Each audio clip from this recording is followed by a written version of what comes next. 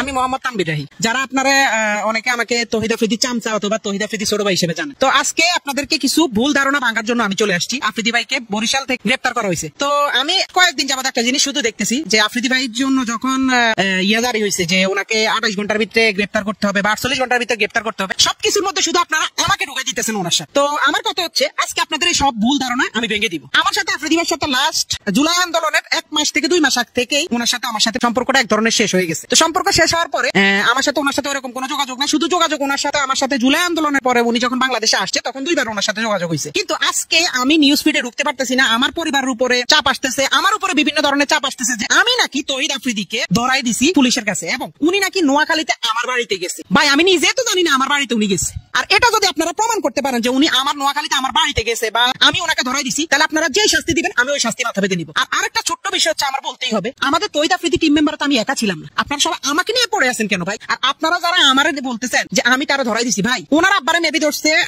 রবিবারে। তো প্রথম থেকে আমি আজকে ওনাকে ধরা পর্যন্ত আজকে প্রায় মেবি 1 সপ্তাহ। এই 1 সপ্তাহ আমি সিআইডির আন্ডারে ছিলাম। আমার মোবাইল, আমি নিজে কোথায় যাই, কখন কি করি না করি সবকিছু আমার সিআইডির আন্ডারে। ইভেন আমি সবচেয়ে বেশি ফেস করতে হয়েছে। প্রায় 1 থেকে 1 বছর 2-3 মাসের মতো ওনার সাথে কোনো ধরনের যোগাযোগ নেই। ওনার সাথে সিআইডি অফিসাররা তো সব জানে, বা কিন্তু বিভিন্ন নিউজ চ্যানেলেরা লম্বা লম্বা লেকচার পিটতেছে, লম্বা লম্বা কথা বলতেছে যে তহিদ আফ্রিদি চামচা, তহিদ আফ্রিদিকে ধরাই দিছে, সে একটা এটা সেটা। ভাই এসব মিথ্যা বানোয়াট আপনি যে আমার মুখ থেকে শুনছেন, আমার থেকে জানছেন, না জেনে না শুনে আপনি কেন এসব মিথ্যা বানোয়াট কথা বলতেছেন? এসব মিথ্যা নিউজ কেন ছড়াইতেছেন? আপনি একটা বিবেককে প্রশ্ন করেন। আপনারা আমার নামে মিথ্যা নিউজ, মিথ্যা বানোয়াট কথা ছড়ানোর তো কোনো লাভ নাই। মিথ্যা বানোয়াট ছড়ায় আপনার কি লাভ হবে? সঠিক তথ্য আমি একটাই বলি, আমি নিজে আজকে লাস্ট 1 সপ্তাহ থেকে পুলিশের কাছে ছিলাম। ইভেন আমি যখন দেখছি যে আমার বিষয়টা বেশি হয়, তখন আমি ইলিয়াস হোসেন ভাইয়ের সাথে কথা বলছি এবং হিমেল ভাইয়ের সাথে কথা বলছি। ওনারা বলছে যে তোমার যেহেতু তদন্ত করা হয়েছে, যেহেতু তুমি নির্দোষ, তো তুমি তোমার মতো। কারণ ভাইয়ার ওই সব বিষয়ে আমাদের কোনো কিছু ধারণাই নেই। আর অনেকে আমার নিয়ে পোস্ট করছে আমি জুলাই আন্দোলনে 2 তারিখ 3 তারিখ সাথে তাদের মাইটি পেতেছিলাম। আরে ভাই আপনাদের কি মাথা সমস্যা?